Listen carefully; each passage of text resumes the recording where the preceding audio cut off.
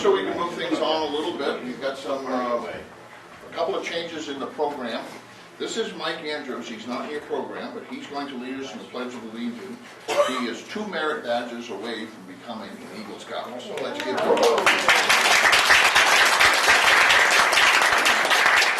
a second thing is, in your program, Victoria Thompson was supposed to be singing. Instead, we're going to have Renee. Renee,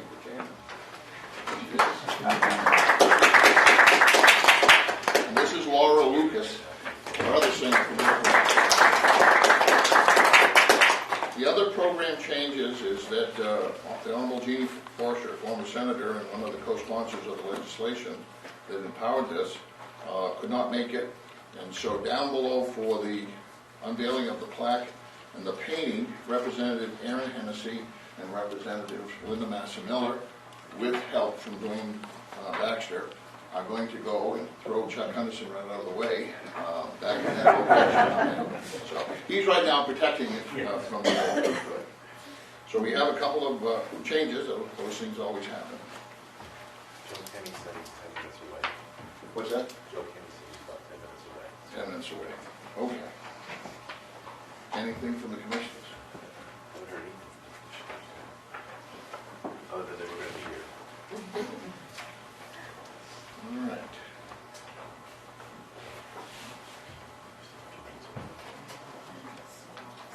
I guess what I can do is get a little ahead of the schedule if everyone's okay. We have some guests here.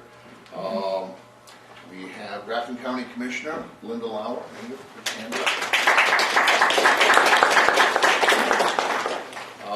We have former Grafton County Commissioner Mike Bryant.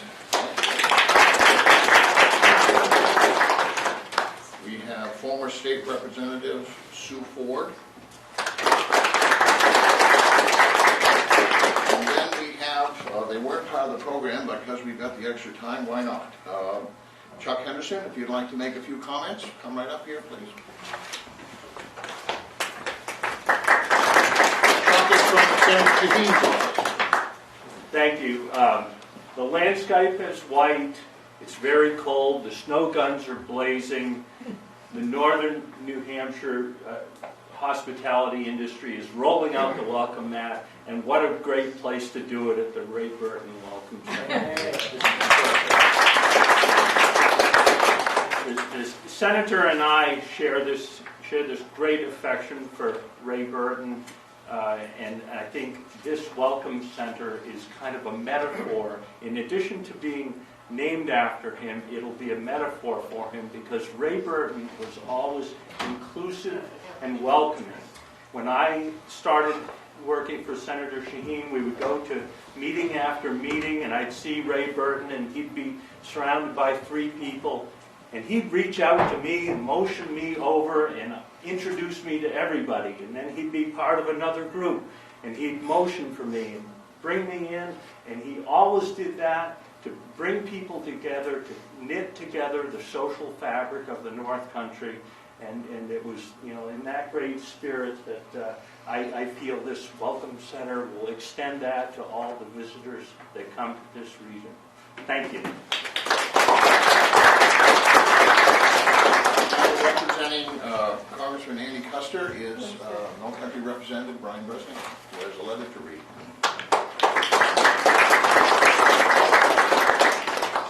Good morning. And kind of on a personal note, as I look around, there are quite a few of us who can remember back when none of this was here. The roads weren't here, the welcome centers weren't here. In fact, we couldn't find a highway until we got well south of the Notches. So, and that lake was never there either. But I remember driving around on it when I was a little kid, driving around on the bottom. But I bring you a letter from Annie Custer. And she writes, "Dear friends, it's my distinct pleasure to offer a few words as we remember and honor our dear friend, Executive Councilor Ray Burton. This is a fitting tribute to the man who spent a lifetime extolling the culture and unique beauty of New Hampshire's North Country. As Ray traveled across our state, he would often stop by the rest areas to visit with travelers and ensure there were ample brochures promoting the North Country attractions. He was a great advocate for the Granite State Travel and Tourism. and was always one of the North Country's finest champions, often twisting the arms of those downstaters to journey with him to see all the wonders Northern New Hampshire had to offer. Today is fitting we honor his memory and commitment by dedicating this as the Ray Burton Visitor Center. Let us always remember his welcoming spirit to those who would visit this and any other of our other centers. As Ray would say to anyone stopping by here, you're welcome. Signed, Daniel Custer.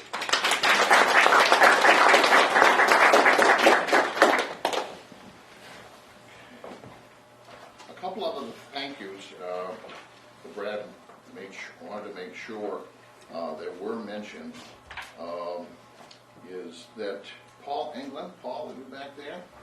Paul, wave to everybody. He and Jerry Fournier, the two of them, worked very diligently to get this prepared for us today. While they were working, the weather was great. Since we all showed up, it headed south. But thank them very much. We have Christina Noyes right over here, who is accompanied. These are her singers that she's been working with to train, which is wonderful. To be here and thank her very much for that. And then Jennifer Codespati, is that how you write? I don't think she's here today. Okay. And Victoria Semino, there she is, just happened to walk in the door from the Division of Travel and Tourism, who has partnered to make this a reality. Behind you, part of the program, so you'll be turning around and anticipating it, behind the white, which Chuck is providing, is a plaque and a portrait, which it will be here forever and will be a continual memorial. And one of the things that Brad wanted to make sure was that to mention to everyone, was that Craig Pursley was the painter who did the portrait, and Dwayne Baxter, who is chairman of the Ray Burton Legacy Fund, funded that. So Dwayne, on behalf of your team at the fund, I think we should all give him a round of applause for that.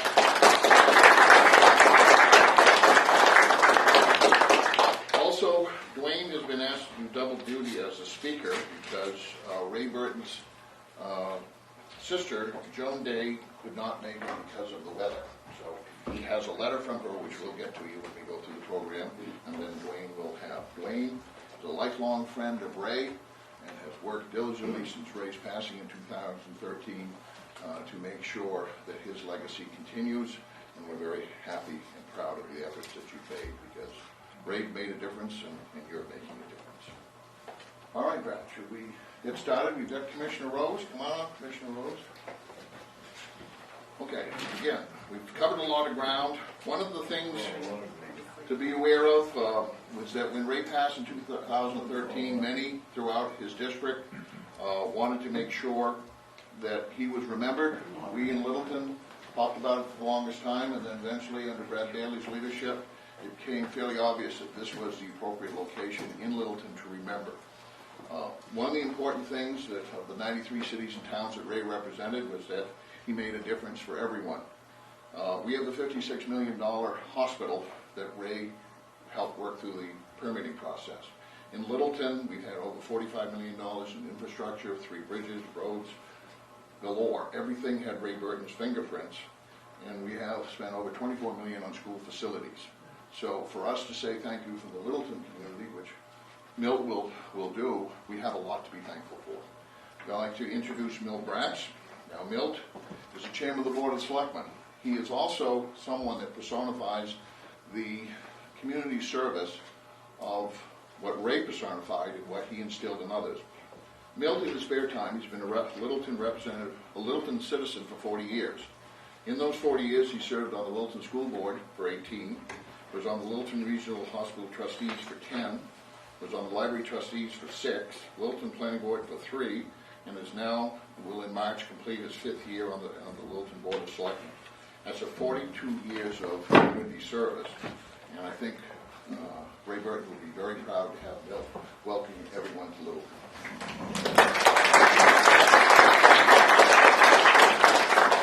Thank you and welcome to this ceremony this morning. I thank all of you for coming. As the storm moves in here, you may be wondering if this was a good idea or not, but let me tell you just a very quick personal story. In 1974, I accepted a position in the North Country of New Hampshire. I had 3 job offers. For a long time, I had no job offers, but I was finishing my graduate work, and I got a contact from Fall River, I got a contact from Philadelphia, and I got a contact from what my wife thought was Littleton, Massachusetts. When she found out that this was not Littleton, Massachusetts, it was Littleton, New Hampshire. For those of you who have moved here from large cities and have spouses, you understand what I went through next. There was this yelling and shouting, not so much about moving here, but about the marriage specifically. How did you ever got into it? Anyway, we moved here, and of course, we didn't move right to Littleton. We moved to Franconia, to one of the giant suburbs of Franconia, which meant we were out in the woods. And one of the first letters we received locally was from Ray, who welcomed us to this North Country area, wished us well. He was an educator at the time. And it made my wife feel a little bit better. She still shouted. In fact, she still shouts.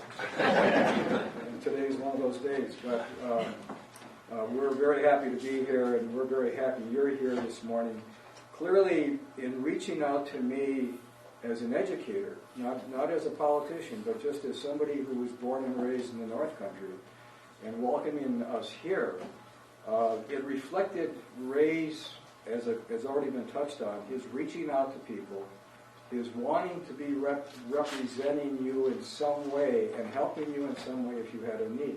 And clearly his 32 years of representing us continuously in Concord, and also representing back to us Concord's thinking, clearly is something that is unique to him and to those politicians who make the label politician something to be happy about. So again, we welcome you. It was a year ago that Brad came to us and suggested that we support this, and clearly there wasn't any question on the part of the Select Board. We're very happy that this has occurred and that this ceremony this morning is occurring. And thank you again.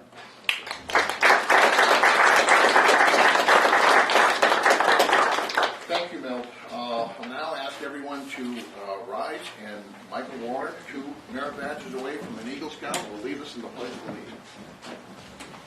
Allegiance to the flag of the United States of America and to the republic for which it stands, one nation, under God, indivisible, with liberty and justice for all. I'll ask everyone to remain standing, and Renee and Laura will now lead us in God Bless America, and we're counting on everyone joining in and being a participant, not an observer. God bless America, land that I love. Stand beside her and guide her through the night with the light from above. From the mountains to the prairies, to the oceans, white with foam. God bless America, my home, sweet home. Thank you.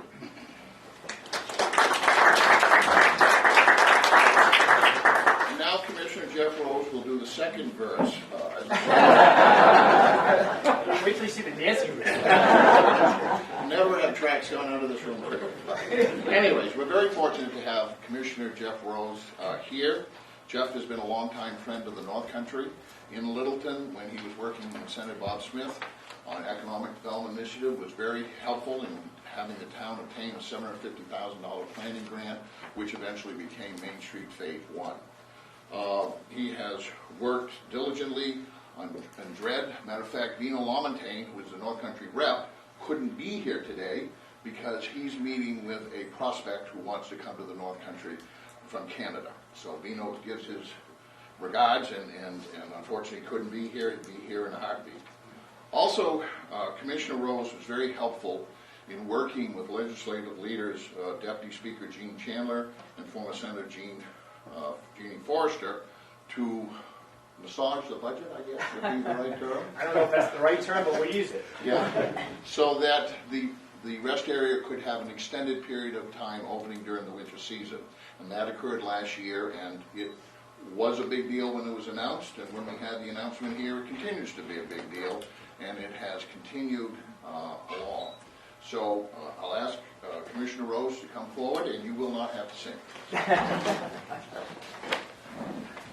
Thank you very much, Brian. Great to be here. And I'm glad I don't have to sing. I'm one of the few people that, like, my daughter will ask me not to sing Happy Birthday. So, that's just one of those things that it's not one of my strengths. But it is wonderful to be here for many reasons, but not the least of which is to recognize Councilor Burton and all that he has done for the state of New Hampshire and certainly for the North Country.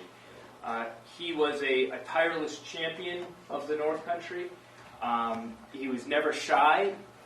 It was funny, as Brian referenced, I spent about 8 years working for various members of Congress prior to, back in an earlier stage of my career.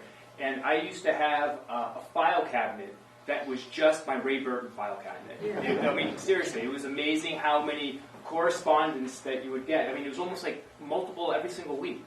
And he remembered all of them. And he would follow up with you if you didn't get back to him.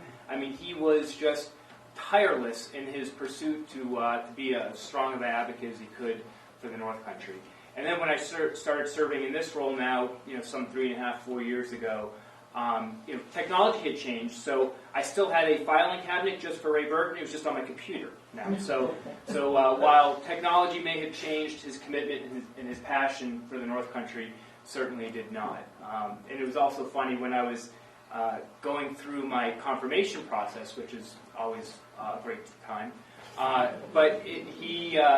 As you would expect, while I had a very good and long-standing relationship with him, he certainly put me through my paces. And he had given me my homework assignments, and almost all of them were, looking north.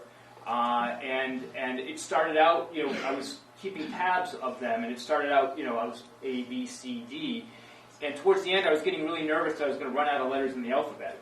He had so many homework assignments for me. But I'm pleased that I was able to earn his support, but I knew what he was doing was making sure that I had a full appreciation for the value of the North Country, the importance of the issues that face the North Country, and certainly recognizing how important tourism is to the North Country and how important manufacturing and economic development is to the North Country, as well as the wonderful lands that we have the opportunity to manage within the Department of Resources and Economic Development. So I always looked at it as it was great to have him, as a partner in working to be an effective advocate and making sure that the state was doing everything we could to meet the needs of a special place. And certainly the Welcome Centers were a very special place to him. He was very consistent in his communications and unabashed advocacy for the Welcome Centers.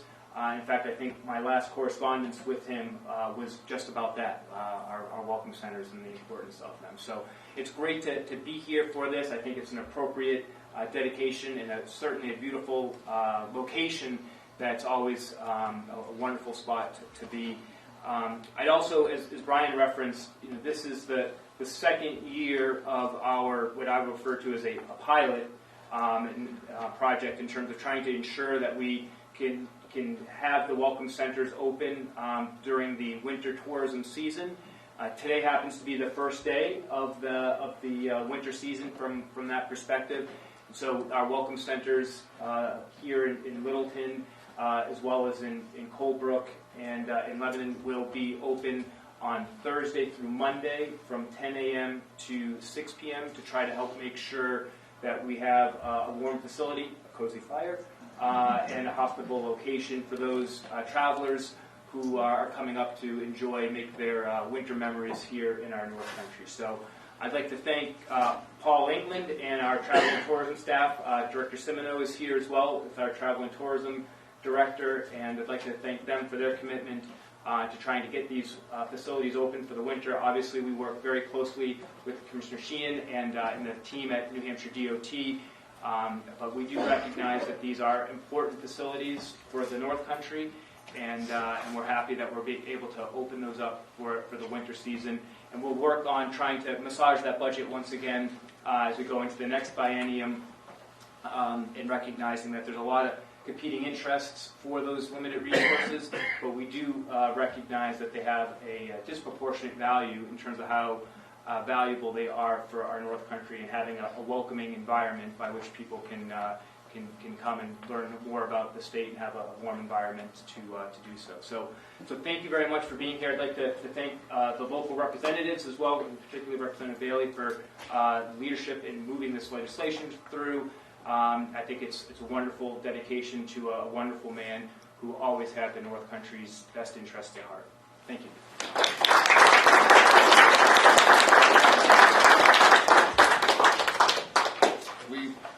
Just before Commissioner Rose, we have two more people come in. We have Commissioner Victoria Sheehan back, and behind her is Deputy Commissioner Bill Cass. They have a very close and a very productive relationship.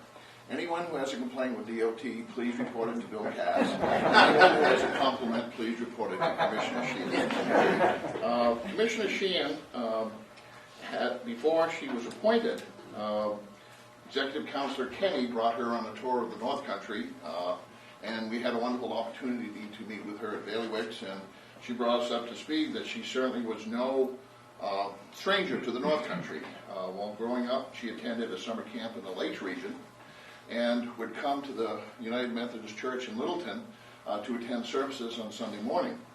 Also, when she got married at the Mount Washington Hotel. So she had been heading north, as Ray has urged commissioners for years to do, and Bill Cass.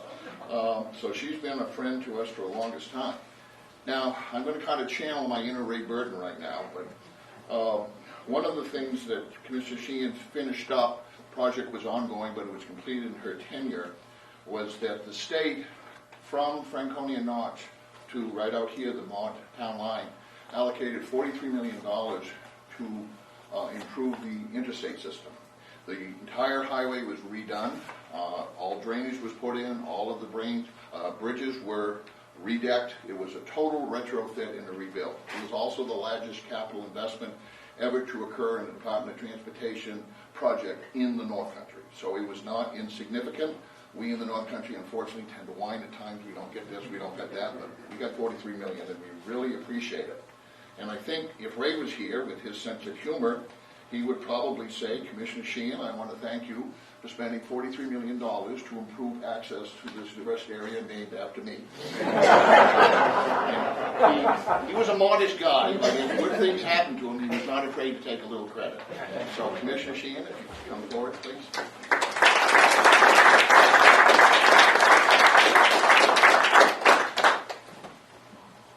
Good morning, everyone. It's a distinct pleasure to be here on this great occasion. Councillor Ray Burton is very fondly remembered at the Department of Transportation. He really was someone who understood the importance of transportation to our economy in terms of enhancing our quality of life. As many of you may remember, back in 2006, he actually led a caravan of antique cars in his 1959 Cadillac Fleetwood up the interstate on I-93 to commemorate the 50th anniversary of the interstate system.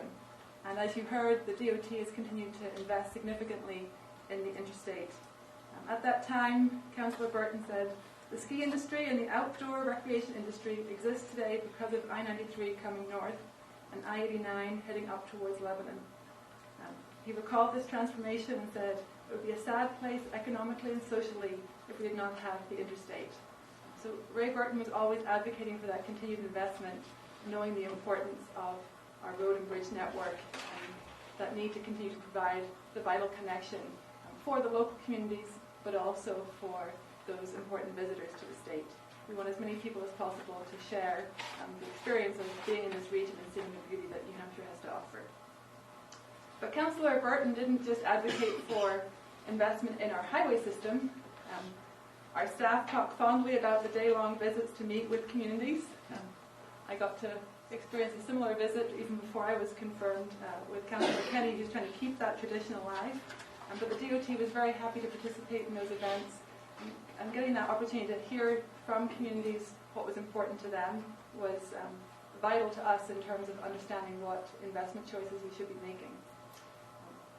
Every year we took trips flying high with Ray, and as he took our aeronautics staff on trips to visit all the airports in the region. And he also was advocating for railroad investment, participating in the Railroad Promotion Marketing Days, knowing that we have to continue to invest in all those different types of transportation and have a robust transportation network to adequately meet everyone's needs. And so I want to echo what Commissioner